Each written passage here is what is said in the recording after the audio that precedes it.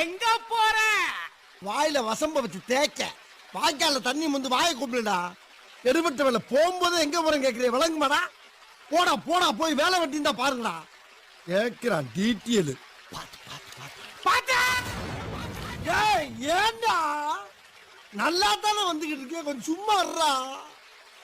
இல்லப்பா, மேட்டூர்ல இருந்து தப்பிச்சு ராசா வைக்க வழியா ஒரு முதல்ல வல்ல பருத்தா.